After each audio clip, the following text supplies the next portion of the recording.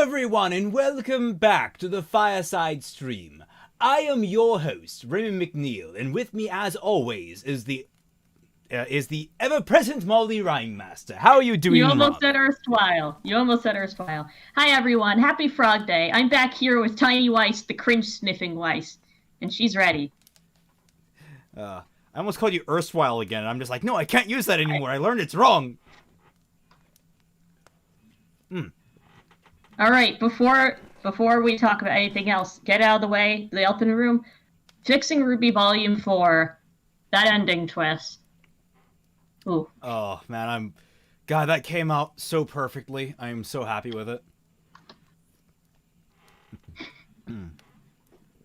And yeah, I do plan on doing my my response stream to a lot of the comments next week, especially because like it's looking like Mollie won't be able to make it next week, so I might have that in place of the regular stream.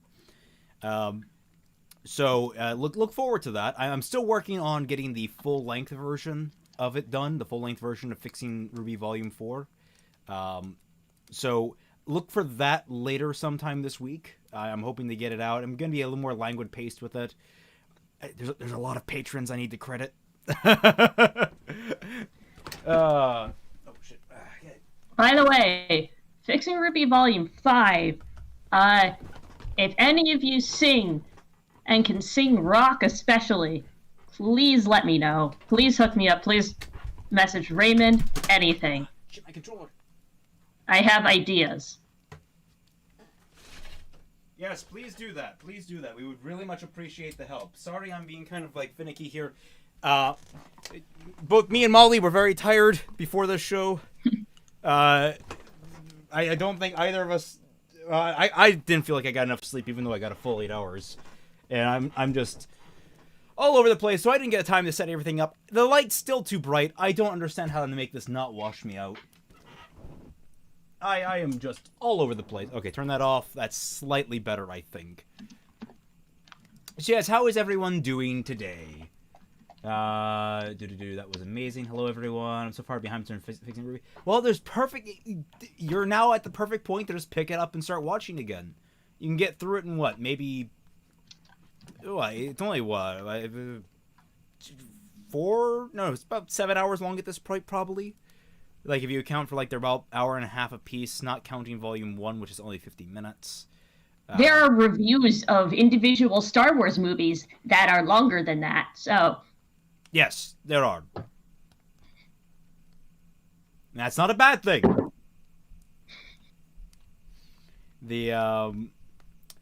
So let's see, many songs. Yes. So, in our last episode, we covered, it was description, was it we covered, I believe? It was descriptive. We covered descriptive writing. And in this episode, we challenged people to write dialogue. In particular, we gave them RWBY as a prompt, but with this particular one, it was ultimately very loose. You could do whatever you kind of wanted with it. But RWBY in general was the theme that we kind of wanted. All the same, we got 5 good submissions here.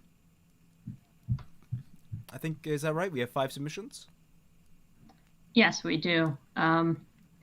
We actually got a submission from a fellow Rensselaer student.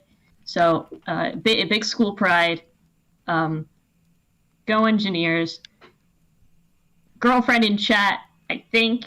Girlfriend, if you're in chat, please say hello, as usual. Oh, yeah. Yes, Moopa, I did, in fact, get yours. I forgot to tell you. Sorry about that. Sometimes when I see it, I'm like, oh, okay, I just copy-paste and throw it into the Discord with Mollie and pin it so that we know what we're talking about. So, yes, yours is actually, I believe, 3 or 4, I believe, I want to say. So look forward to you. We'll be covering. Don't mind. It'll be fine. But, yes, where were we going with this? Should we just dive right into it? Because we have the anonymous guy pulled up here. He's going to be first on the list. We will buffer these with brief discussions about RWBY, I guess, because what else are you guys here for? Let's be real. Yeah. And don't forget that tonight, Dashi is planning on having a live stream post-episode reaction type discussion. about the newest episode of RWBY, so go over to Dashy Lee's channel for that. I'll try to be there. I'll see if I can. I don't know what my predicament is looking tonight. I don't typically make Friday nights, but we'll see. So yes, let's get right into this, I suppose. Good to go? Anything else to cover? Any comments, questions, heartaches, concerns? Anyone? No? Going fast? Going once? All right, let's do this. The anonymous guy sends us Salem's message. Ironwood enters the office exhausted and his arm still burning beneath the bandages. He sets Watts' bag down, pulling out his scroll, calling Harriet? Is her name Harriet? I thought it was Harriet. Someone check that. Where's Team RWBY? Okay, so getting some grammatical things out of the way here. You can definitely put a period where that first comma is, and you need a comma after Harriet. Or actually, you need a period after Harriet. Also, even assuming that we have turned RWBY into a regular word, it should still be capitalized because it is an acronym. Oh, I didn't even catch that. Yes, it is an acronym. It needs to be capitalized all the way through. Okay, it is Harriet. We've been confirmed. You could spell Harriet with an O. Well, I mean, if it's referring to the character, yeah.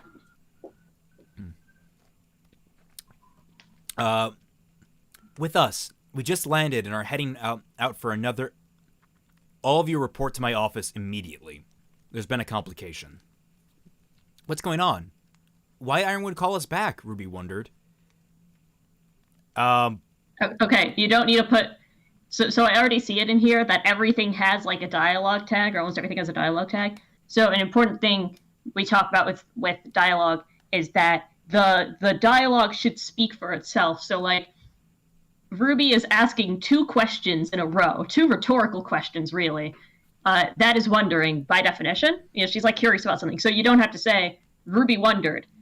Well, it could be like you could tack on like wondered aloud type. I guess it's already apparent she's wondering aloud. But I mean, yeah. My issue with it actually is a confusion of placement.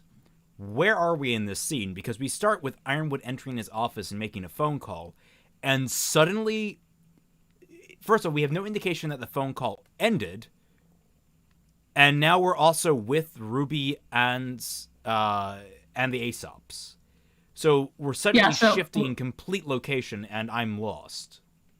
Yeah, when you switch, so is it like you got to put in these breaks just to let us know where we are. So after a switch's perspective, you should put a break. If it switches location, you should put a break. If a significant amount of time passes, you should put a break. It's not necessarily, and when we say break, there's many different means to it. Obviously, the most direct way of doing it is having like a physical break in the prose, where like you have like a divider or something like that, or just like a big space between the different paragraphs. But you can also have it where description channels it over, like you just say like, with Harriet, Harriet lowered her scroll. Like you can just easily transition by just describing what's happening physically in that scene, to basically transition us over there. There's ways to do it just by saying, suddenly someone's doing this, and we understand. Oh, we're with them now. You only caught after submitting. I understand that. There's plenty of things that can be mistaken. But we are mostly here for the dialogue, so let's try and focus on the dialogue, even though we'll definitely make comment on the other things that pop up. What's going on? Why did Ironwood call us back? RWBY wondered. Don't know. We'll find out in just a moment, Elm remarked. Ironwood placed a chess piece on the desk as they entered. Cinder, RWBY stated. Okay. It seems like we've made an error, a critical error, Ironwood said, clenching his fist. Leave us. On his order, the Aesops left without a word. So again with the dialogue tag, it works just as well to do a critical error and dialogue Ironwood clenched his fist. Leave us. Yeah, that was very strong. That is. It's more effective, I think. In my opinion, it flows better. Yeah. I think just describing what people are doing while they're talking gets the idea across just fine. I received word that Tyrion has been apprehended. However, with this, that might be the wrong spelling of Tyrion too. Is it Tyrion? I think his is an A. Yeah. You like your O's. However, with this breach of my security for a second time, he slams his fist down onto the piece, shattering it and denting the desk. Weiss approached Ironwood. You need a comma there again. It's going to be all right. Is it? He barked, ripping his hand free of the desk. She walked through my defenses like it was nothing. Nothing again. You might need a comma there. Like I don't know what emphasis he's putting on again here. Is he just going straight for, she walked through my defenses like it was nothing again? Or is he going for, she walked through my defenses like it was nothing again? If you're putting more emphasis on that again, you're going to want a comma there. And also, you don't want a comma there at the end of that descriptive sentence. Is it he barked, ripping his hand free of the desk? Period. He's not... You do sometimes have it where you have spoken dialogue, comma, description, comma, spoken dialogue. But very often that's if you're breaking up one spoken sentence in the middle with a description. So, like, I'm just saying, I pick up my pipe, things are getting a little weird out there today. Like, that's sort of like how you go about breaking it up. That's the kind of thought you want to put into that. It's how it sounds to the reader. How? Blake asked. Shouldn't we have been alerted if... Ironwood cut her off. Watts disabled the systems. He left us wide open. What do we do now? Yang asks. What's in... Question mark. Yeah, we need a question mark there. And because it's a question mark, you don't really have to put asked. I mean, I understand you're trying to break up this dialogue, which is fine, which is good. But again, take the opportunity and put in, what is Yang doing? How is Yang feeling? Yeah, Yang crossed her arms is the easiest way to think about that. Yeah. Also, you don't need Tiny a comma. Weiss sniffed cringe. You don't need a I'm not comma. saying this is cringe. I'm just saying she sniffs cringe. It is an active process for her. Yeah. Constant detection. Like a radar. God, both of us must reek. Yeah. You don't need a comma after the asked also. Like, that's, again, you're just putting commas because you feel like you need that for the dialogue. That's not how that works. What the real rule you should be remembering is this a sentence?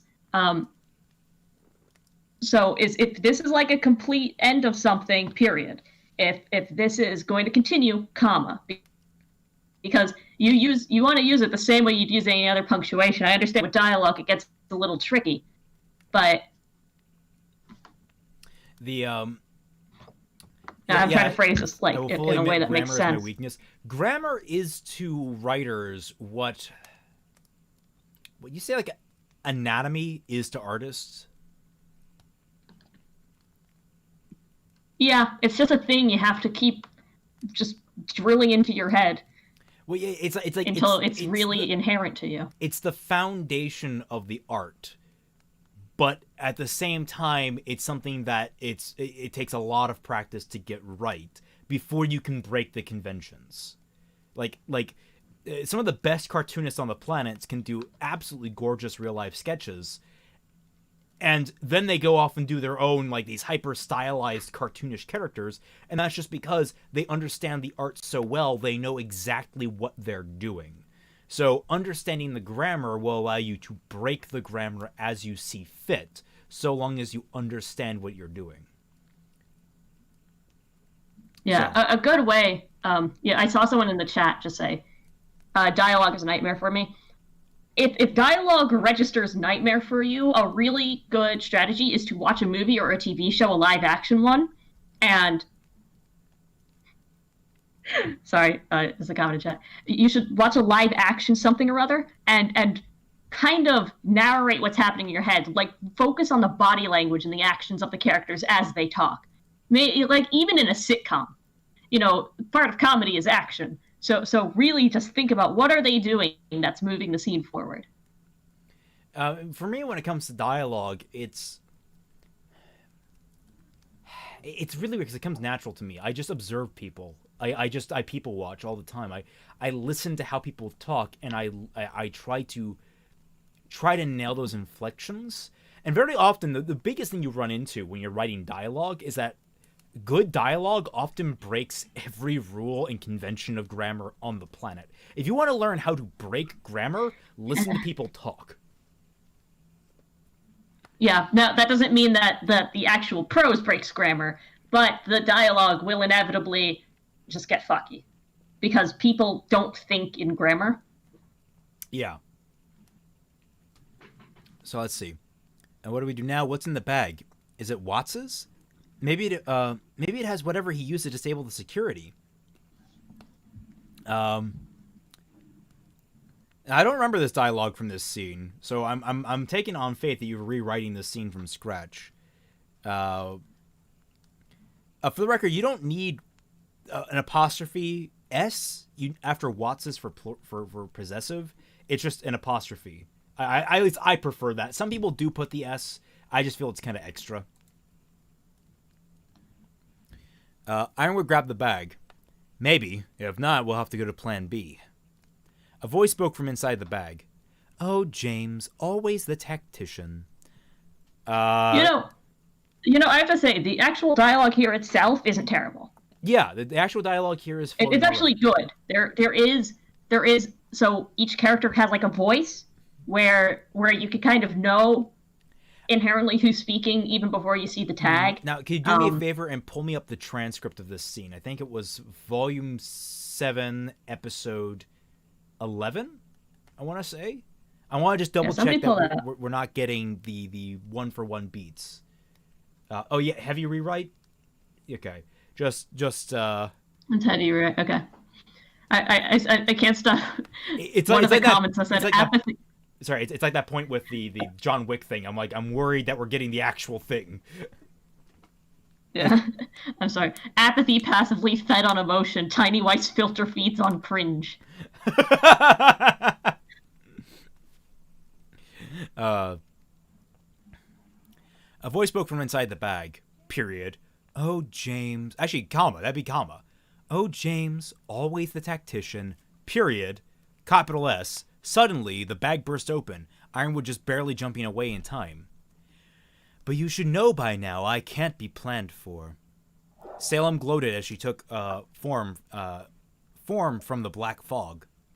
It's such a pleasure to meet you, James, and bravo on taking down Watts, though I'm afraid you're too late, she said, lowercase s, she said, gliding towards Ironwood. You see, their work was merely to set the stage for my arrival. We won't be taken. We'll be ready for you, your grand entrance. That doesn't ring true for Ironwood. What do you think? Ironwood isn't that's very bravado-ish. Ironwood at this point in time is just tired and afraid and shoots people. Yeah, I think he'd be much more direct than trying to be dramatic with that phrasing. My dear James... Yeah, he is very... Time isn't on your side. Don't make these people suffer. Surrender the relics, and this can be all over. Salem this can all be over. Yeah, this can all be over. My brain... Again, did I mention I'm tired? I don't know why I'm tired, but I'm tired. Salem offered kneeling down to him like he was a child with a tender motherly smile.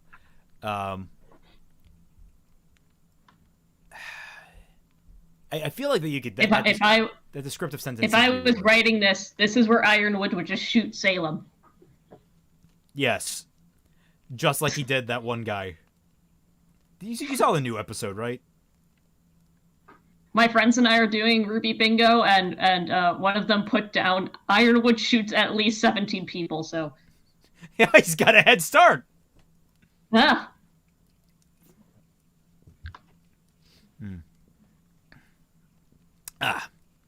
No. What I like about that scene is that it's them trying to ruin Ironwood's character by making him objectively bad, but they've done such a bad job at making him objectively evil. I watched that and I'm like, yeah, that was fair of him. I watched that and I'm like, dude, double tap. If you're going to kill one chair member, just kill both. Like, why leave one alive? All I'm saying is that they've hit this point in Ironwood's writing where he could be like, today I'm going to drown a box full of kittens. And I'd be like, yeah, okay, that's fair for the good of Atlas. It's really weird how they did so well in setting up an actual, like, tyrant to be justified. But they did. By accident. Yeah. No, they intended to make him sympathetic. They didn't intend to justify him. And I think that's where they screwed up. They justified a tyrant, and it's hilarious to me because I think most people are actually on Ironwood's side to some degree. Unless they've bought into the show on like, oh, RWBY is absolutely right in this. Hot take. No, they're not. Ironwood was right. That's right. Anyway, let's not talk about more RWBY spoilers because it does look like there's some people who haven't seen the new episode yet, even though it came out 5 days ago. Well, to be fair, it came out in first. It's gonna be free this week. Ah. Everything good they write is by accident. Winter and Penny's relationship was an accident. So let's see. No, Ironwood punctuated his answer with the draw of his gun. Hey, you were right. There we go. Yeah, here we go. He is good. Oh, James, Salem cooed, stroking his cheek. What a futile effort. This is the second time she's used "Oh, James," which I could bet on happening in a real life scenario. People repeat themselves. But for the sake of writing good, clean dialogue, I would keep the repetition down. Yeah, that's always the balance to strike, is that you want people to sound realistic, but you also want it to read smoothly. And I've worked very tirelessly to get to the point where it balances out. It is a very difficult prospect. So I don't admonish you for this. I actually think that's a very very prescient repetition there, but I think you might want to clean that up. Yeah. Also use. Actually, I was gonna say put a comma between O and James, but that's like way too picky. Yeah. Ara James. Ara. Also, I'm getting like weirdly sexual vibes from this, like stroking his. I think it's supposed to be more motherly. Well, no, like we're talking like the Ara motherly, where it's like Ara. Yeah, Ara. And like he's stuttering. You have Ironwood stuttering. I don't know. Does Ironwood really stutter? I think he might start a thought and then drop it and then continue a new thought. Like, no, we can never have. That doesn't make any sense. Like he does that kind of thing, but I don't think he stutters. So him stuttering here feels kind of out of character. Yeah. Remember, dialogue is like, I would say dialogue is 70% of a character. So. Mm-hmm. All right, let's keep moving so we can get to the others. Yeah. We'll stop you, Ruby Spat. Salem turned, addressing. We'll stop you. It's a good descriptor though. Like that's RWBY Spat is using that correctly. Very good, very good. I love spat. Like she spat. You know, sharp. It's a very sharp descriptor for dialogue. It's great. Yeah. Salem turned, addressing the rest of the room. RWBY, the comma there works. Yeah. Ruby Rose, it's wonderful to finally meet you all, but I don't think you'll be stopping anything anytime soon. She smiled. You need a capital S on the she smiled thing, though I don't think you need the she smiled at all. I think we talked about this last week, that there's a difference between that comma and that period, because if you do the comma, it suggests that she's doing this through the dialogue. If you put in a period, she does it after the dialogue. Yeah, well, technically speaking, it's supposed to be period, then the physical. Like, that's where you get into, like, breaking the rules of grammar, is where you can actually have those physical descriptors be linked directly with the dialogue. So, also, it doesn't work because, like, it doesn't work in that regard because the previous sentence, descriptor sentence, was a comma going into the dialogue, and you can't comma going out of the dialogue like that. We can. Jin showed us. We can. Ruby paused. It should be period, capital R, Ruby paused. Period. Also, I think paused. Paused is. I know it's like a neutral word, but it always comes off as unsure to me. I think she's emphasizing. I think it's a better. A word that suggests she's emphasizing. I would have, because you want that pause physically and mentally, so I would have been like, Ruby growled. Like, we can. Yeah. Jin showed us. We can. Jin showed us. We can. Ruby growled. We will stop you. And then you have Ruby paused again. Oof. Nope. Just go right into the next line. Maybe we can't kill you, but who knows? Maybe we'll figure it out. What happened there? Out. Period. Quotation S. That just looks like a typo. But also, it's who knows, not who know. Oh, that's where the S went. I'm just thinking about Ruby growling. Ruby growling. We can. Jin showed us. We can. We'll stop you. Hey, in this new volume, she sounds actually pretty good. Although that could just because everyone's still warming up. That was Fat Man's theory. I've heard that before, Salem said with a chuckle. I'm angry. The black fog. Ruby has dog energy. It should be a period after that. Oh dear, this is embarrassing. What happened next could only witness? I think he's saying that people had no choice but to watch. Yeah, I feel like you could word that better. Her name escapes me, I swear. Salem sang with a wide-toothy grin as new form took shape. It's on the tip of my tongue. She finished with how fully morphed resembled Summer Rose, her voice mixture of her own and Summer's. She was wrong. I like that. That's a good twist on the scene. I actually like the idea of Salem taking on Summer's form. It makes her more nightmarish. It does. I love that. I am a sucker for the trope where you have like the nice looking woman and then she's actually this eldritch horror. So you're also a sucker for the trope of the nice looking woman who then gets the shit kicked out of her and then looks all sexy. Why do we do this every stream? Because I find it infinitely amusing. Oh my god, you're beet red. Oh. Ruby sank down, sobbing. Yang clenched her fist till they were white knuckled. You.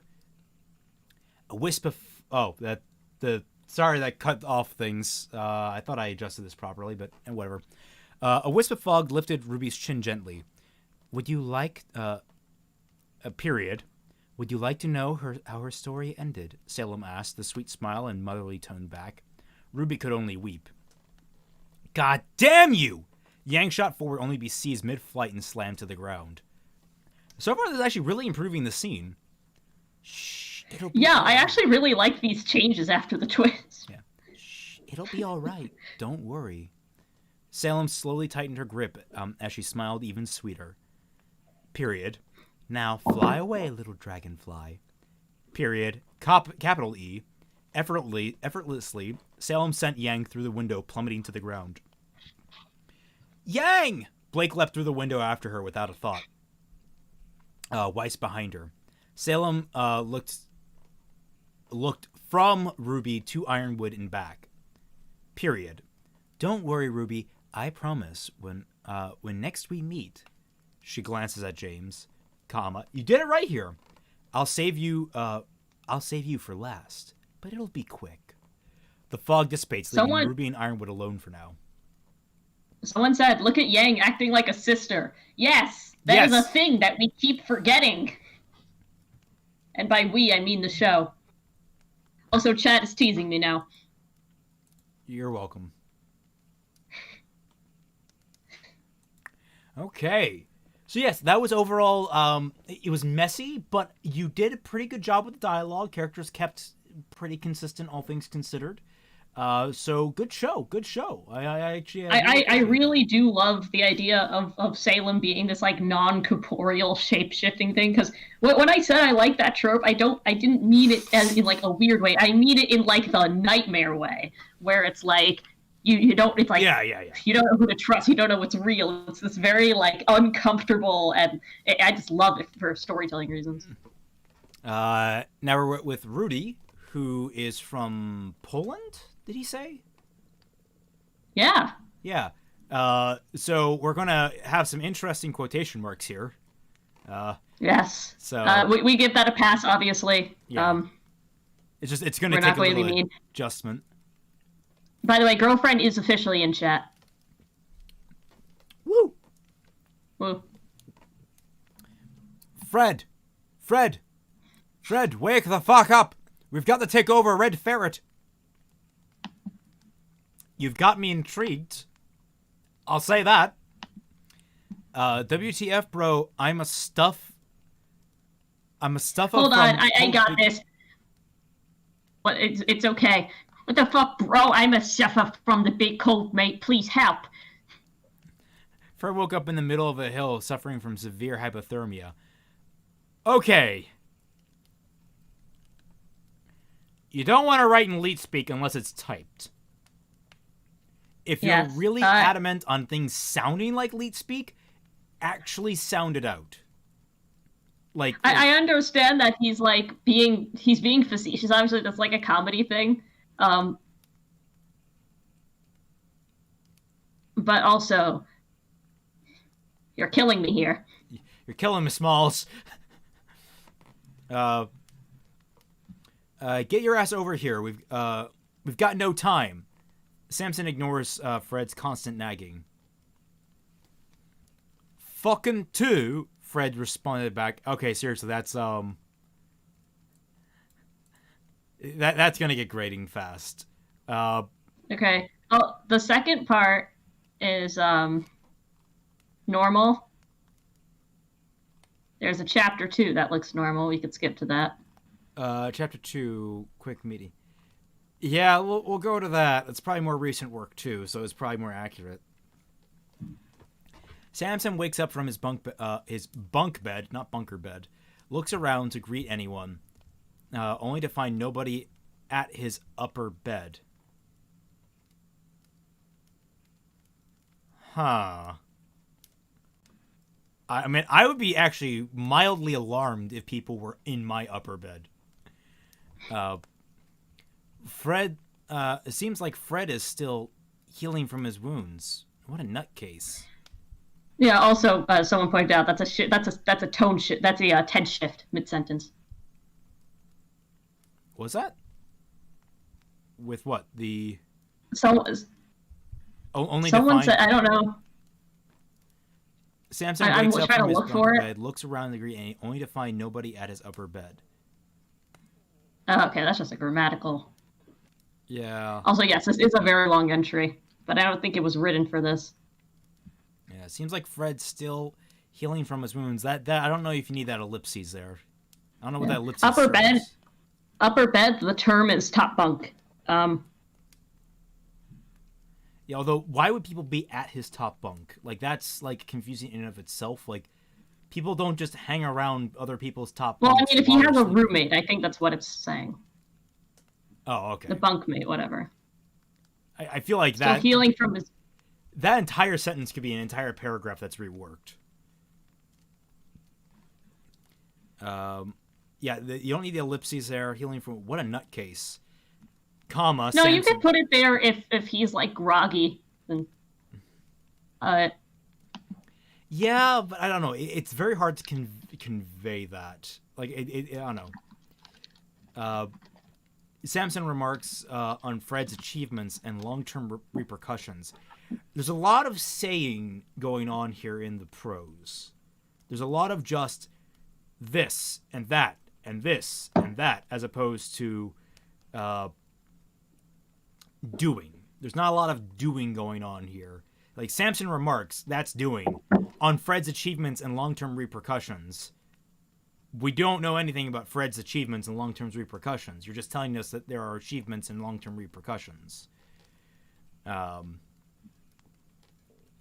Samson prepares up for a today meeting, taking fresh clothes and checking up on upcoming schedule for missions. He decided to walk up to Mike, his well-known colleague. I would. Yeah, I think I'm gonna tap out on this one, actually. Same. Now, of course, this is someone who doesn't speak English as a first language. This is no detriment to you. It is just a matter of practice. Read more English books. Use less leet speak. We are not in 2013. We have moved past this as a society. Yeah, I haven't used leet speak since I changed my dialogue to it on Facebook, and the updates changed it back, so I didn't have a choice in that. Remember when you could change your language on Facebook to be leet speak? That was fun. There's also pirate speak. Remember that one? Yeah. Things like yar. But yeah, so seriously, yeah, you need to read more English. You need to get more accustomed to it. I'm trying to. Of course, I'm not. I don't know anything about ESL advice, so yeah. Let's move on to Moopa. Yeah, I'm just trying to think of a good recommendation book-wise for him that'll help.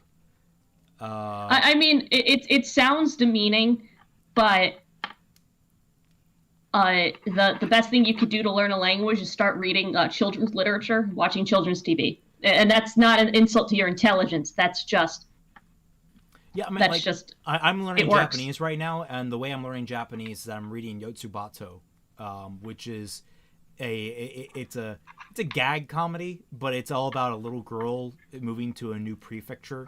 So it's all about like little shenanigans a little girl gets into. It's not anything super serious or deep or anything like that. So children's literature. The thing is, I'm talking about like real children's, like Nick Jr. type stuff, because they do a lot with, they talk slow, basic language. He seems beyond that, obviously, like he's writing. But there still is, like watch like a SpongeBob type thing. I don't know. Yeah, read a book for like the 10 through 11 age range. Yeah, but all the same, thanks for the submission, man. Just you gotta practice the fundamentals of English a little bit stronger. I think you can get there. I mean, you've obviously made, for anyone speaking a foreign language, is at least comprehensible. Like it is, which is very impressive. So very impressive. Good work. All right, so this next one is Moopa, you said? This is Moopa's, yes. All right. 3 friends lay together in the soft sea grass of the garden, cool currents caressing them. Hey, Darexos, listen, I've got a good one. All right, I'll follow after you. Tarpon jumps, flashing scales, changing colors in the sky and water. You, okay. Up the ray soars higher, the diamond daughter. Nico, do you want to play? A worthy challenge? Verily, the eel glides smoother, matching the waves above. Well, they're doing like poetry by like an acrostic, like an alphabetic acrostic. Yeah. I like this. Well does the reef shark navigate sharp rocks, true like my love. Nico leans over to give Menno a kiss. That's cute. Exceptional is the flounder mastering the third element, flitting under sand. Hey, that doesn't start with an X. That's cheating. Penalty time. Penalty. Elementary, please. It's hard to think of words that start... Oh, clemency, please. It's hard to think of words that start with an X. I'll only grant clemency if you can answer my riddle before I count to 3. At which point you and Nico will... at which point me and Nico will attack. Okay, I don't know who's talking anymore. Yeah, I that's my big problem here is... Going back to the anonymous guy, too many ticks, too many, like, trackers. Moopa here, too few trackers. That is a tough balance. But basically, like, if you were going to have... If this was 2 people, I wouldn't really care. If this was 3 people... Is this 3 people or is this 4? I can't tell. I think it's 3. It's 3 friends. It says at the very top. Right. Tells you how much I'm paying attention.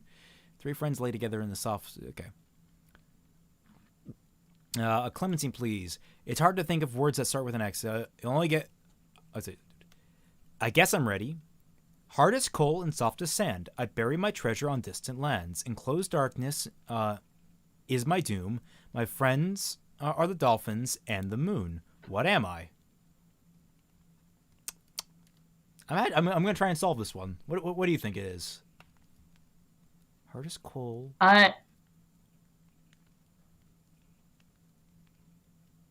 Molly, you there? Did you freeze? I think you froze. Yeah, I am. Okay. I was saying that Moopa says I want a challenge to make the dialogue work without any tags. That only works. Actually, that doesn't work really. You can go back and forth with no tags a couple times, but you are going to have to put in descriptors. You are going to have to put in tags. Sparsely, but you have to. I appreciate the attempt to handicap yourself. Yeah. That's a very I mean, it's great for an exercise like this. Because you know what? I do have an image in my head with this dialogue. Of how they're all behaving and acting. I can picture it, which is good. Which is really good. Yeah. Iris calls off the sand, I bury my treasure on distant lands. Enclosed darkness is my doom. My friends are the dolphins and the moon. What am I?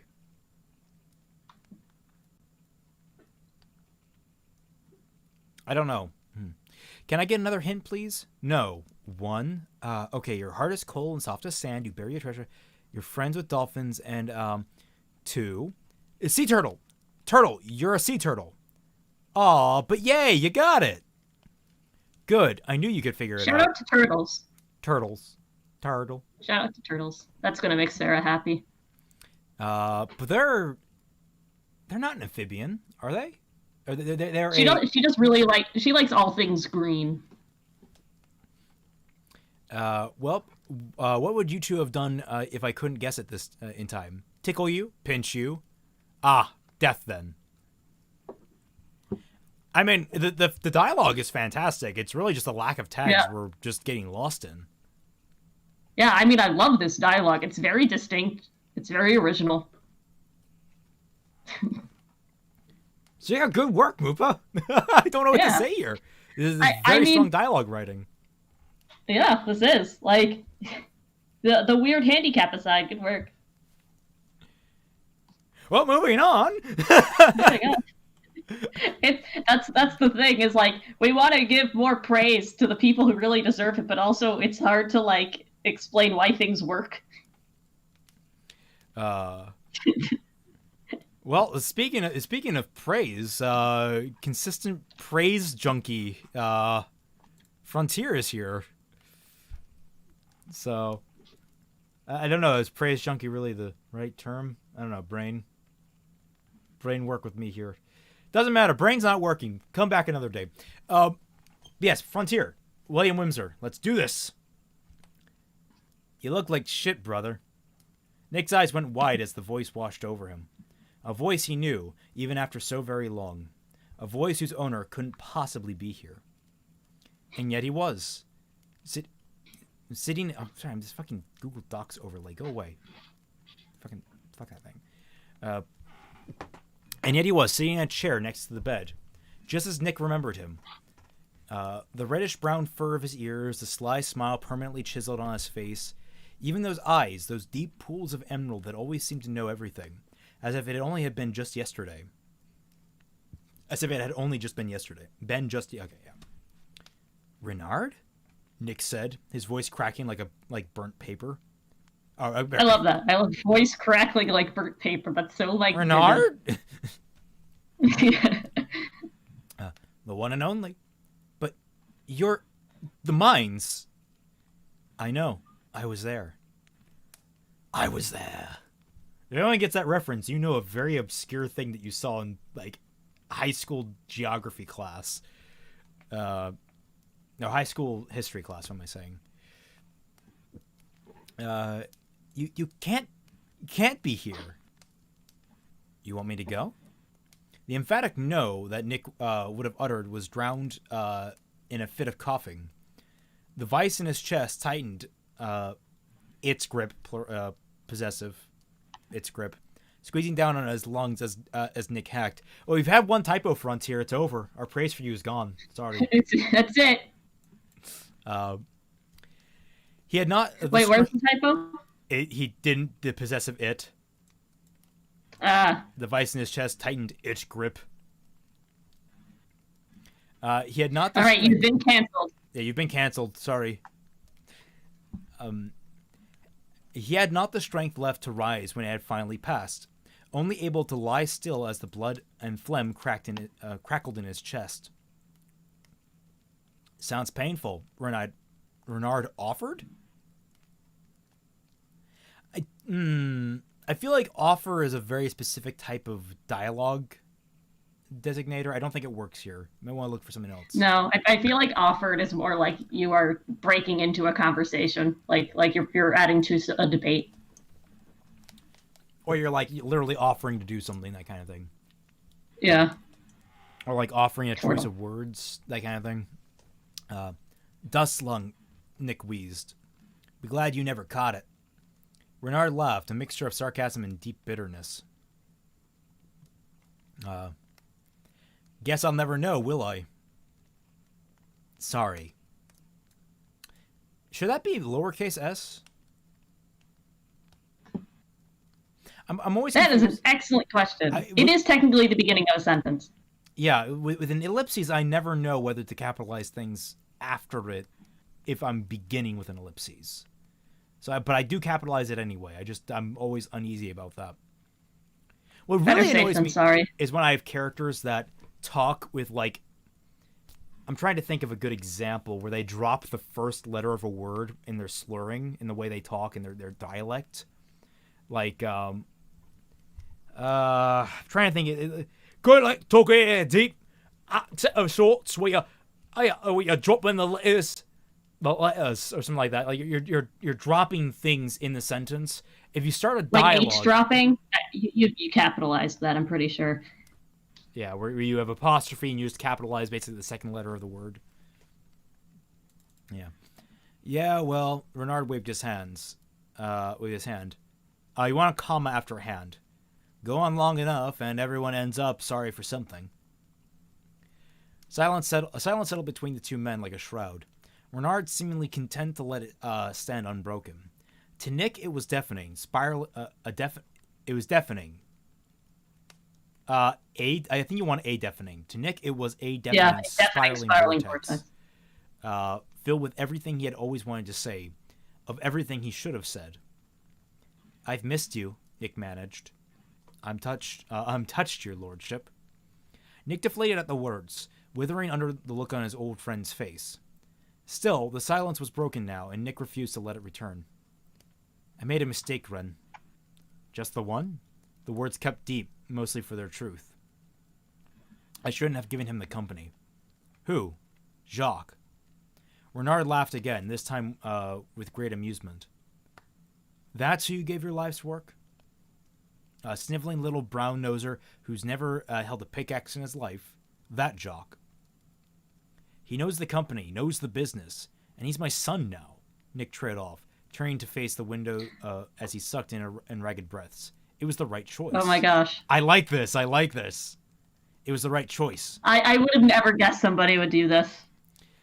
Briefly, the silence returned. Nick wondered if his friend had decided to leave after all. He started when the young fauna suddenly appeared, looking down with those deep, deep eyes. They watched him, judged him, and found him wanting. What happened to you, brother? You were the conqueror of mountains, the slayer of monsters, the man who forged an empire from nothing but ice and stone and sweat. Renard gestured to his skeletal form. Now look at you, skin and bones, without even the spine to look at his own ghost. Look his own ghost in the eyes, in the eye. His own ghosts in the eye. I got old, Nick said weakly. Renard rolled his eyes, giving a sharp tisk that was like a knife to Nicholas's heart. You know, I'm almost glad I didn't live to see it. What? Nick said, voice barely a whisper. The day that the mighty Nicholas Schnee, the fondest leaning close, gave up. And then he was gone, leaving the old man truly alone. I would have never guessed somebody would have taken fucking Nicholas Schnee and given him dialogue. Like we're all blindsided here, as the chat says. We're all blindsided. Like, yeah, this was... I loved it. I thought it was original work at first. I had no idea what was happening. And then when I put the pieces together, I'm like... oh, man. He did it. What I like about this is the fact that it doesn't use a lot of dialogue. And that might sound weird for someone who's like, you gotta practice dialogue. The art of dialogue is sometimes the art of what don't characters say. That can be just as important as what characters do say. And so if you have these, it's a very sparse conversation. If you break it down, this conversation happens over like, what, 3 minutes at most? It's not really, and it's also, not that long. Yeah, so what William likes to do is that he likes to make every piece of dialogue count. And Mupa did the same thing, where both of them, they are trying to make every piece of dialogue count, relevant. Nothing where I just feel like it's being thrown in there to be thrown in there. Like, one of the hardest things you have to do when you write is, if it doesn't work, get rid of it. I don't care how much you liked it in a vacuum, you have to get rid of it if it doesn't work. Yeah, I mean, I don't know if I can tell you how many times I had like some really clever repartee, and I just had to be like, this doesn't fit, this doesn't work, it doesn't really do anything for what I'm trying to do, so I just had to cut it out in wholesale, and it really is just painful. But after a while, you train yourself to really just think about things from a very mechanical way, and oddly enough, that makes it flow better from a romantic in the traditional sense way, where it's very flowy. Yeah, you have to make things flow and sound natural. So as everybody who's ever interacted with me for more than 20 minutes knows, I have a lot of issues with the RWBY soundtrack. And when Jeff Williams went over his writing process... It takes me like 5. Please. Depends who I'm talking to. What Jeff Williams discusses is that he says, oh, I just found a phrase that I thought was really cool, and I wrote a song around it. No, stop, start over, don't do this. Because what's going to happen is you pigeonhole yourself on that, and then when it doesn't work in the end, you have to contort everything to make it work, even if your other stuff is better. It is okay to see yourself taking a better direction than what you originally had, and just get rid of the original thing. Yeah, like I've done this before with Raymond, where I write something and I send it to him and he's like, don't go down this path. I have a and he gives me a better recommendation, and then I'm like, okay, I have to rethink everything I'm gonna do. And you know what? It works out sometimes. I don't know how to go with, like, the idea of starting from a line of dialogue is usually pretty cool, but if you're going to start from a line of dialogue, you want that to be either the first words of the story or the last words of the story. The last. You don't want them to be like, you don't want to imagine this entire like villain monologue that happens in the middle of the story, then write a story spanning out from that, unless you have every detail already solidified in your mind about that kind of stuff. It's very difficult, because then you're going to have to, when you finally expand the world around that point, you're going to have things that change that point intrinsically. You're going to have to go inside and out of it to rework it, if you even need to keep it at all. I mean, you can have an entire, like, oh, I have this great villain monologue I want to have in the middle of the story, and I started writing the story, and then I realized I never want the villain to actually be on screen. Yeah, like, I don't have it on me, but I've been writing a song, And the first time I started writing it, I did it on paper because I just wasn't on electronics that day. And you can see on the paper just like 80% of what's on the paper is crossed out. And that's just for the first stanza. So starting with a chorus or with the center of a story or a main theme of a story like that is going to give you some issues. Yeah. So like overall, I mean, this was excellent as always. But you made a typo, so now you're completely blemished in our minds. Sorry, Frontier. That's just how it works. But yeah, really, it is just learning the art of what not to say will do you well, because that will leaving things up to the interpretation of the writer, of the reader, and leaving things vague in certain places are okay. It's hard to eloquate exactly, but just basically learn what not to write. Yeah, a kind of good thing is try not to write what's already implied. So, don't write characters exchanging pleasantries unless it's, works in the scene. I don't need the character. I don't need to see the beginning of the conversation. William throws us into the center of the conversation. Muba threw us into the center of the conversation because things have already started happening. I mean, I have no doubt that I'm going to run into that in my own work. Because I can already think of 1 or 2 points, maybe even 5, up to 5 points in my current thing that I'm writing that I'm going to send this off to Molly, and she's going to be like, you could probably cut this here, you could probably cut this here, you could probably cut this here, you could probably reword this better. And I'm going to be like, okay, then let's get to it. Yeah. Which, by the way, you're gonna get my written work in a couple of days here. It's a long one. That's exciting. Yeah. But yeah, I mean, it is funny though.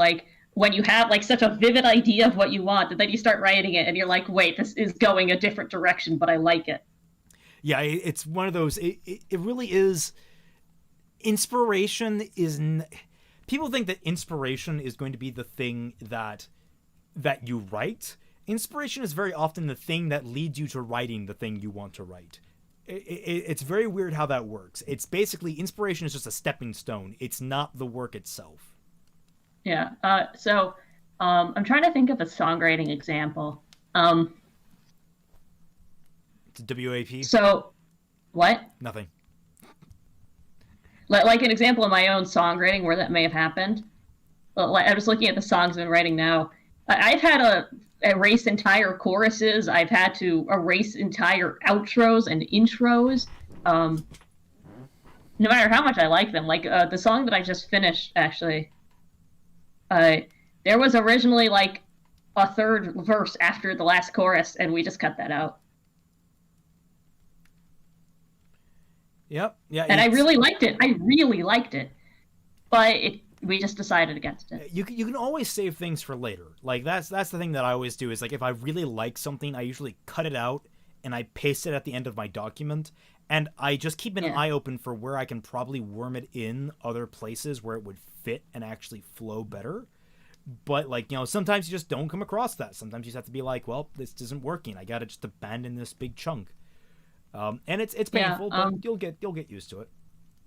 There it is. So there's a song that I wrote back when Volume 5 came out, before we got the soundtrack. I knew they were going to fuck up on Ilya's theme, so I just wrote an Ilya theme, and I plan to reuse it because it never went, I never published it or anything.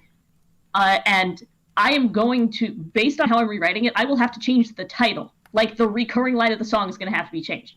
And this is something that's so ingrained into the song already, and that's okay.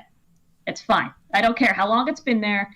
Just don't. I'm trying to not attach the sentimental value. I'm going to have to get rid of it, and that's okay. There's something better. Yeah, my biggest annoyance with that is just doing the work over. It really is the most frustrating thing in the world when you're like, I've already done this. I've already gotten this done. Now I have to do it again differently. And it's just just the effort of that is just annoying. If anyone knows me, I despise redrafting. I despise editing. I despise it. And yet a story can sometimes be made or broken based solely upon the editing of a single line. So, yeah. So we do have one more, which is from my friend Sean. So shout outs to Sean. So they told me to go to the second page that is more dialogue heavy. It's supposed to be like a journal entry, and then stuff after journal entry. It's OCs, it's Fire Emblem. We're good to go. All right, well, you take it away. This is your friend, and I've read the last four, so. I was going to take it away because I'm sure your throat is tired. That's a little bit. So looking at a text message. All right, the fire that was on my campus got put out, guys. There's a fire on your campus? There was a fire near my campus. It is good. We're all good. Everybody, S in chat for Sean. Okay. The blistering summer heat beats down directly onto her. Her end of the barracks, not barracks, the barracks, did little to lessen, not the intensity of the heat, as much of the upper floors were ruined in the siege 5 years ago. All right, post time skip. With her arm aloft as a visor, it says she gazes skyward for even a single cloud to make her walk just a bit easier. Alas, the clear blue skies did not for her, but make her wish her mahogany hair was but a few shades lighter. Feel that one. Knowing she's only giving herself less time to eat, she starts her walk to the mess hall. While she's used to the thin mountain air and the lessened rations at this point, I feel like that's an incomplete thought right there. That is an incomplete thought, because it doesn't connect to the next sentence. Her claws jingle and claws. Oh, right. So Raymond does. So one of the weapons in Three Houses are basically these giant gauntlets, and they have claws on the end. Yeah, it's pretty sick. Do you ask me? Yeah, honestly, I've always wanted like combat gauntlets, where I guess all gauntlets are combat, but like clawed gauntlets. I think those are like a really cool idea for weapons. Yeah. But because we're just like barely removed from something about Faunus, I was like, are we getting furry shit in my Fire Emblem? Her claws jingle and clang along her belt due to her constant fiddling. With no one to talk to, she scans her surroundings for anyone she knows would be interesting. Luckily, she found her usual company squatting before the dirty pond. Ho there, Groon. I was one. Mencken much shush. This one still searches. The odd little man hisses out. That's such a great description. I don't know. I love that.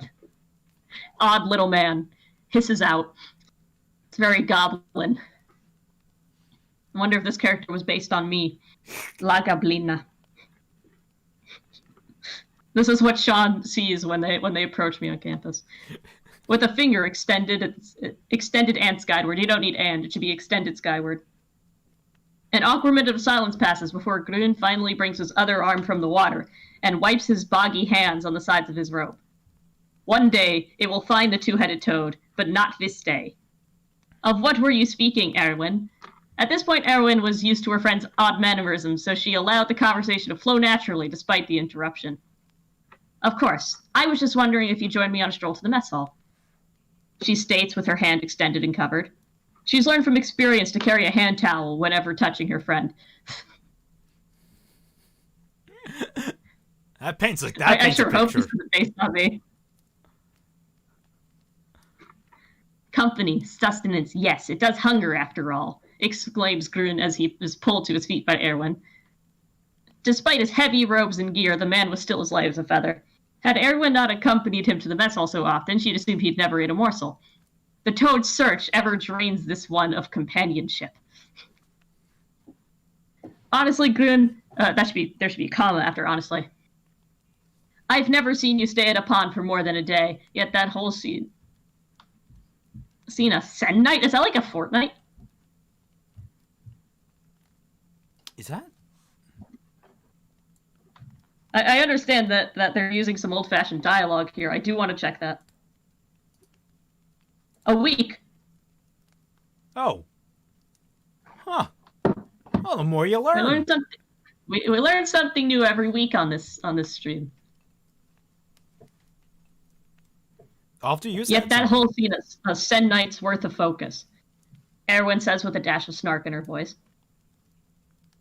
So what I'm seeing here is there's this kind of in contrast to Mupa's or Frontier's work. This is trying to add as much vividness to the dialogue as it can, which is just a writing style. I like it. I think it's very vivid. It's very vivid, and you're doing a very good job giving us an idea of these characters. Yeah, I think that kind of reflects the nature of Fire Emblem, because Fire Emblem is very... you have these characters on screen as like puppets going along with the dialogue. And so in order to get as much... You need to squeeze as much out of the dialogue as you can with the characters in Fire Emblem. So if you want a good look at how dialogue is done, look to Fire Emblem, particularly Awakening and particularly Three Houses. It really does a great job of conveying. I said this before. Fire Emblem was about to die in 2012, and they released Awakening. Awakening's story was shit. Nobody remembers what happened in Awakening besides the final boss. And the future stuff.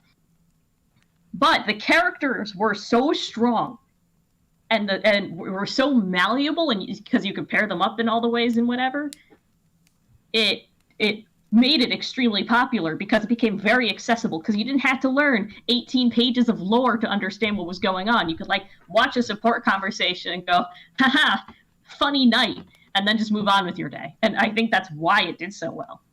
Yes, it became medieval waifu simulator. Yeah, but you know what? It works because it's great at character writing and it's great at dialogue. Something that's very important that Fire Emblem does, and that we see Sean replicating here, is that the characters are not intrinsically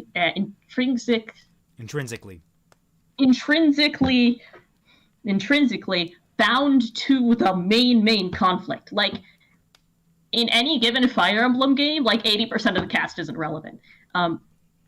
I mean, they have like minor relevance, but the real meat of their characters is just being people. I remember in Awakening, they were basically introduced in their point of relevance for the conflict. They had like one mission after that where they were relevant, and then that was it.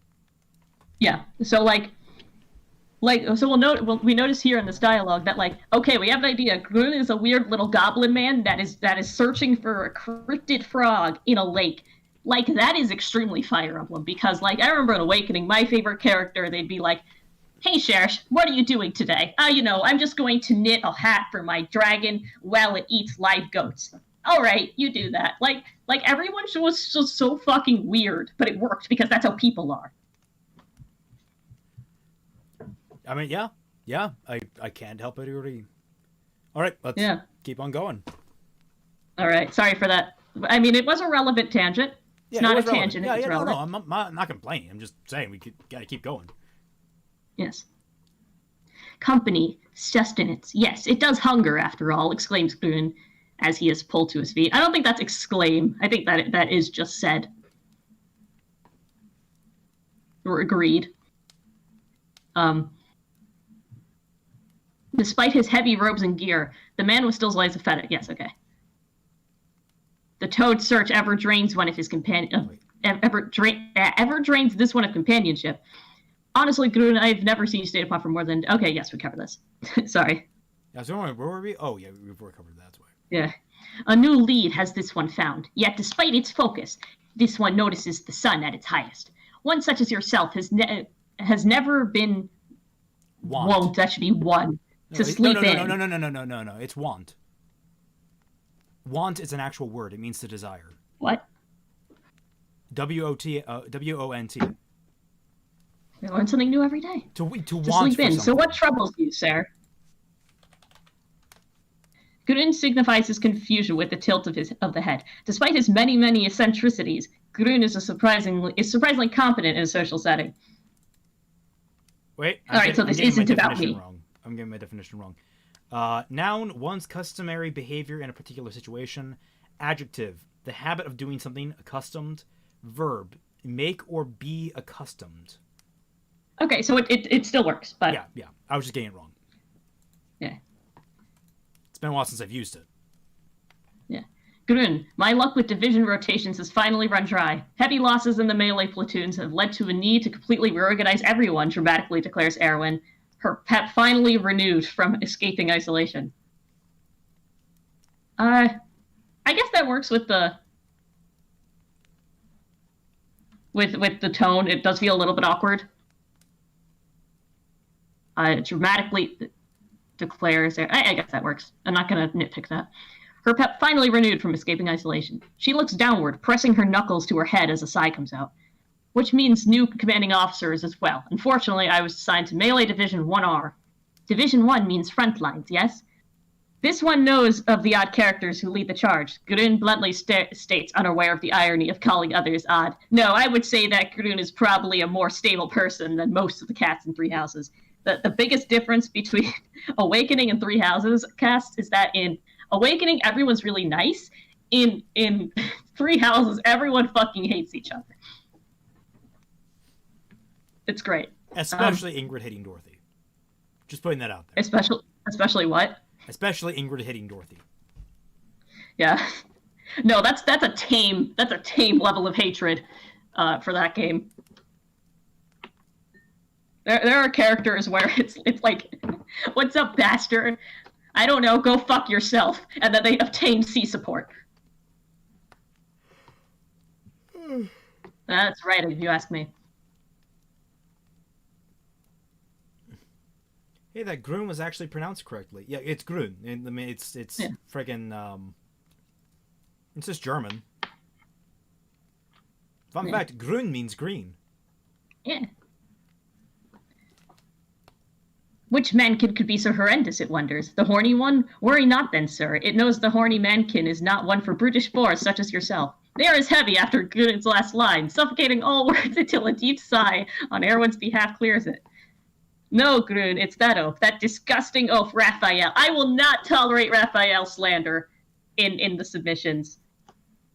I'm just kidding, I don't care about him. With that one name uttered, her remaining words are muffled by the gritting of teeth.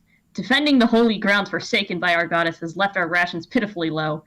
Not that you would notice with how little you eat. Alas, for whatever reason, this oaf is considered special enough to not only receive the portions for an entire platoon, while also having the other audacity to those under his command for the parts of their own meals. This is before even getting to the mess hall. Deep breath, sir. Many ears listen, mayhap some silence over disrespecting one's commanding officer. Grun gestures for the woman to quiet down. Yes, right. My apologies then. You probably lowercase that right. Yeah, I was about to say. I'm noticing you don't have space. I don't know why this is. You need spaces after ellipses. Oh, yeah. Yeah, so ellipses do count as regular punctuation. Yes, so you need a space. You do need spaces after that. I actually don't know if Sean's listening. I'm sure Sean's listening. They're just very embarrassed for submission, and I totally get that. It's like a scary thing to do. You're live in front of 50 people, or 36 now. It was 50 earlier. Yeah, it was. I think they're moving off of RWBY. That's why. Und ja, Brady, ich spreche ein bisschen Deutsch. Bisschen. Yeah. So I just want to say I'm really happy you sent this in, because so far it's really good. My apologies then. It's just I can understand the need to eat with your own squadron, completely understand it. But with that monster turning the table into a mess, and an immediate training session following, I have no clue how good morale would be even form. Well, will even form, let alone recover. I have really no idea how long I'll be able to endure this ordeal.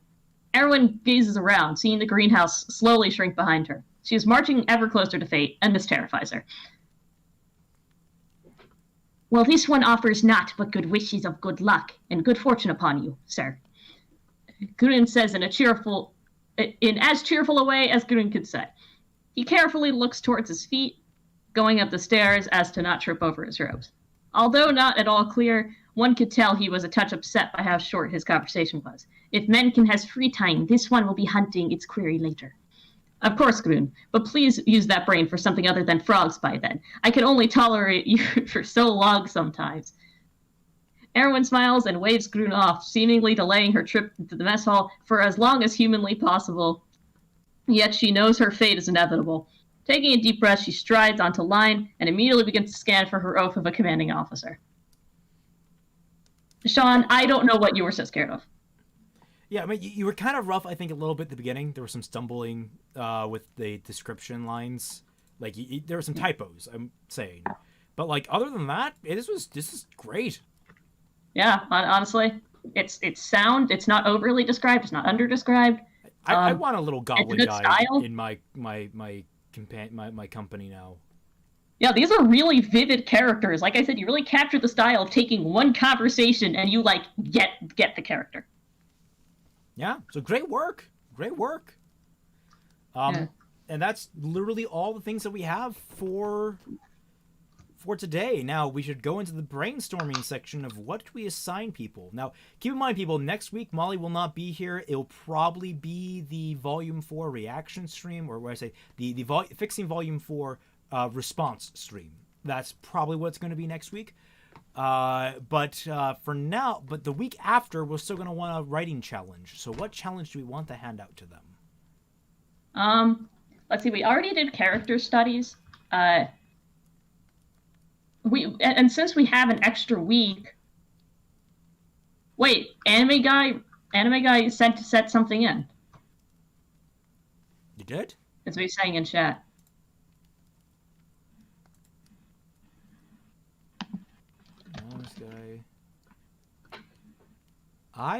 Who did you send it to?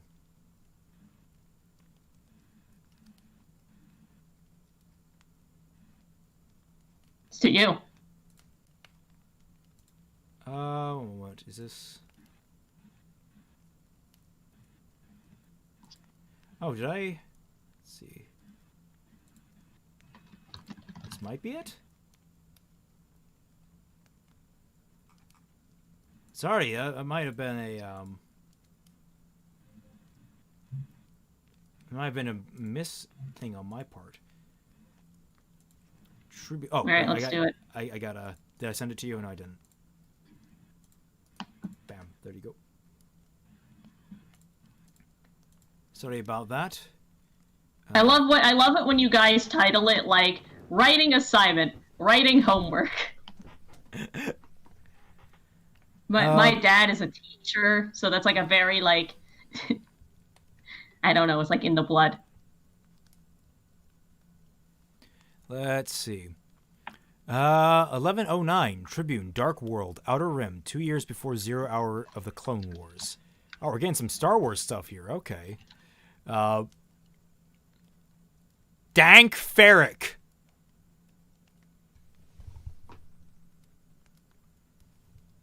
Off to a great start, everybody. Yeah, I'm just going to let that one pass. All right. Dank Ferrick, this city gets dark when the sun goes down, I thought. Wait. All right, first problem, I have no idea what this character is saying. It's not even like what Moopas were talking in riddles. This is just... See, very few lights ever appeared when night hits. My thermals were the only thing that could pierce this darkness, as infrared green and black is too fuzzy. You're capitalizing things randomly here? Darkness is infrared green and black is too fuzzy. Though I may just need an upgrade for my visor. You don't need these. You don't need these capital letters. Oh my gosh, he's a comma-phobe. A comma-phobe? Oh, he doesn't have commas. Aside from the first three, there's only 8 commas in this whole thing, which is not many, because it's 3,200 words. Yeah, we're not getting through all of this, man. Just letting you know. Through my HUD zoomed, though as my HUD zoomed in as the target stopped past a light. Passed, P-A-S-S-E-D. Past tense of pass. I spoke softly to RWBY as she nestled my blaster rifle into her shoulder. Guess this place... Hold on, he keeps saying newer ones are further down? Oh, newer ones are further down. Oh, you're just keeping one big page for writing assignments. Is that it? Yeah, okay. All right. Did you explain that in the message, or did I just miss that? Because I didn't. The thing is, I don't want to leave that up because the camera is on Discord, and so I didn't take too long of a look at it. So you might have said that in your message. Ironwood looked out the window. His brow furrowed as he saw his military deployed to defend an ungrateful city he wanted to leave behind as bait. That's a sentence right there. He was ready to bear that cross. All right, first pause. Diegetically, what does that mean in the RWBY universe? Is there anime Jesus in RWBY? I just have to ask that. They do have the cross necklaces. RWBY does have the cross necklaces. You're right. They do have the cross necklaces, and John does mention, oh God. So I'm wondering. RWBY has become Catholic. Yeah, I'll see you guys at your first communion. No, actually, they're 6 years old by now? They're 8 years old? That'd be about time for first communion, yeah. Tiny Weiss, yeah, guys, we have to baptize Tiny Weiss. This is a Jewish baptism. We will use olive oil. That's not actually a thing. I think olive oil is for Eastern Orthodox? It's anointing. That's anointing. Yeah. That's why I mentioned it. Also for very good Italian dishes. Yes. Olive oil is always on my brain. I think I have a BOOC. Like, you know what BAC? I have a BOOC. Yeah. Ready to take the blame. But now, allies he thought he could trust turned out to be his worst enemies. Wrong there. Entire party's hypocrisy to the lies. The sharing of highly classified intel, the disobedience and defiance of orders, and all for what? A city that was ungrateful to even be alive. You're still capitalizing things randomly here. Though before he could continue his thoughts, I stood up from... Did you just switch tenses? To first person? I stood up from my chair, having read the files, knowing my targets personally. Or no, you're someone else. Yeah. Okay, so you're switching from third person omniscient to first person indirect, or first person limited. You could have just blown them up from orbit, I said aloud. Given that you're already tracking them... He wants us to choose... He says this is incomplete, but you know what? We're going to use it anyway. Yeah. Given that you're already tracking them through the scrolls and whatnot. They have an asset that's too valuable to just bombard them with drone strikes. This requires a more gentle touch. All I want is Penny. My demands are simple for them. Ironwood replied. You might want to swap those sentences. My demands are simple for them. All I want is Penny. And can we talk about how Ironwood doesn't keep a tracker on his most powerful super weapon?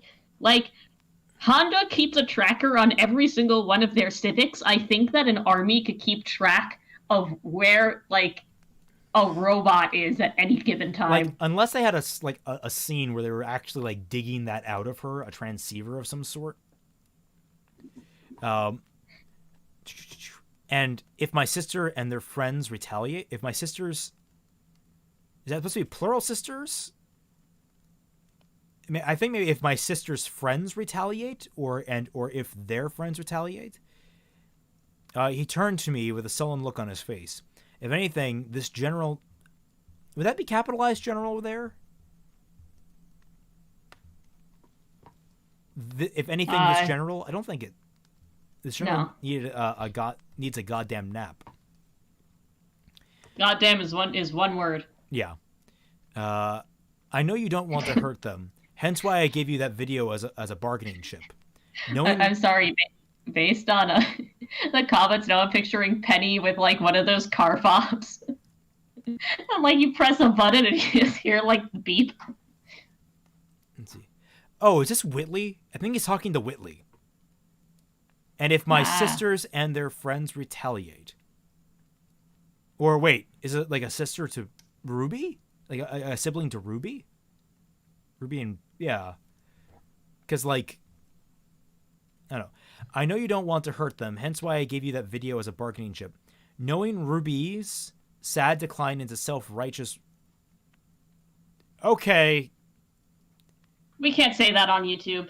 Yeah. She couldn't dare see a single soul hurt, much less family. I nodded. Very well. Generally, it's good to do business with you. I stretched out my hand. He did this. He too did the same. A pleasure. It's not every day the guild would spare the forsaken gunslinger to do business with, nor I with the general of the Atlas military. Who is the? I think it's a mercenary character of his. Okay. Abused and neglected male reader. Is that you? Says Moopa. You know what's sad? I have a friend that's like that. What do you mean? I don't know how to. It's complicated. I don't know how to describe him. I don't want to try and figure that out on air, but I can describe it later. It's abused and neglected male reader when it's first person of somebody edgy. I think so. I then proceeded to walk out. My footsteps echoed in the halls, as Ironwood went back to his desk. As Ironwood went back to his desk. No doubt tired from all of this. Oh my God, you're just breaking everything up here. I couldn't blame him, period. Like, no doubt tired, period. From all this, period. I couldn't blame him, period. He was a lot like me, after all, period. Scars and everything, period. Both of us betrayed by Ozpin about what... Bro, commas exist. Withholding is one word. Information about our enemies, period. Allies turning against us, period. Even have physical deformities, period.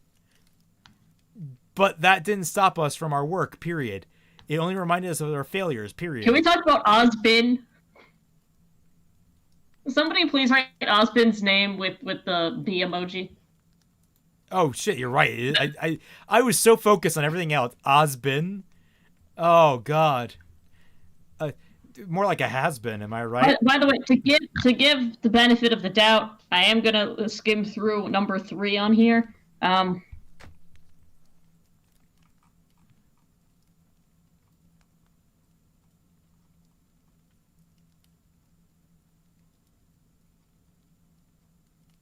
I mean, it's better, but it's a lot of the same. Like, it's just kind of flat and tired. Yeah, it doesn't strike. It Thank you, has the Mandalorian feeling... Celtic Phoenix would be happy to pay you when we get there.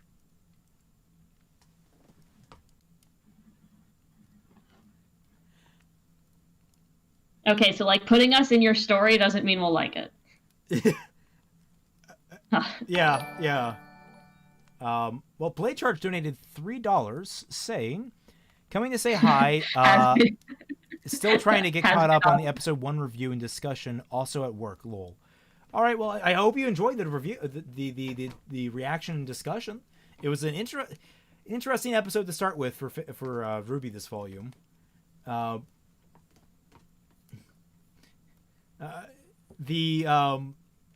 yeah, don't just automatically put us in your... If you're being like tongue-in-cheek about different characters being part of it, but like, don't just shove our names in, either of our names in there and hoping that it'll make it better.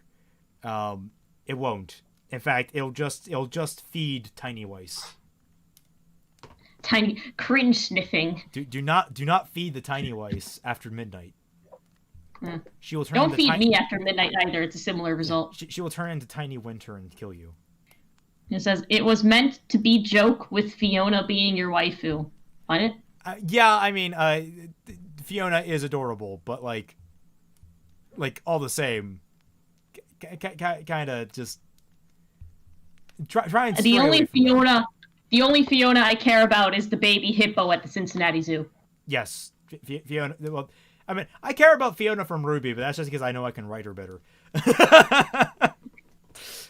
But Fiona from the Cincinnati Zoo.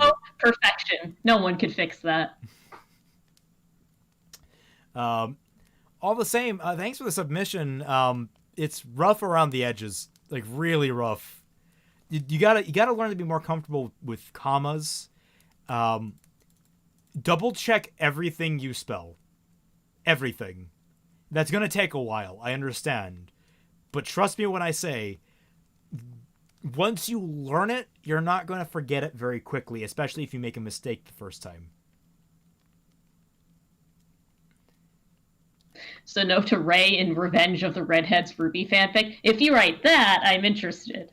Yes, like if you need leading a crack team composed of Pyrrha, Roman, and Penny to go like kill, well not kill, but to extort. No, that's illegal too. Have a very aggressive conversation with Miles and Carrie About how they keep killing redheads in this show. Yeah, I'd be down for that. Google Docs and autocorrect are my enemy. Don't write on a phone. That's not a good sign.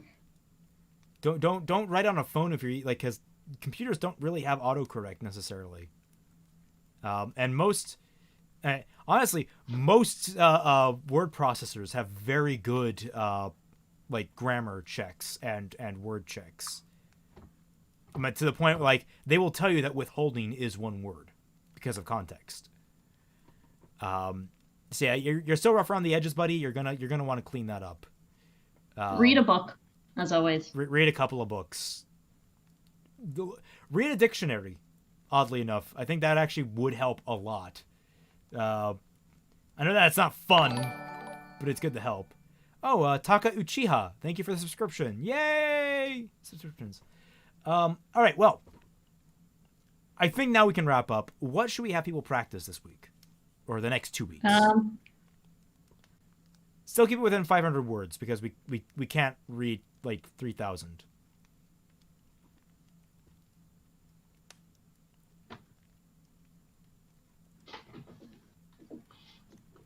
I just want to see what comes up in the chat. Yeah, we're still a little bit behind on that. The chat's still a little bit behind us. Apparently, Anime Guy only has a phone right now. Not his laptop's in the shop, which is unfortunate. I would not recommend writing like I write ideas down on my phone. I do not write on my phone typically. Settings. People are suggesting settings. Atmosphere and tone. Atmosphere settings. Those go hand in hand. So what should we theme it around? Challenge involving Neo. Not specific characters. Not a specific character.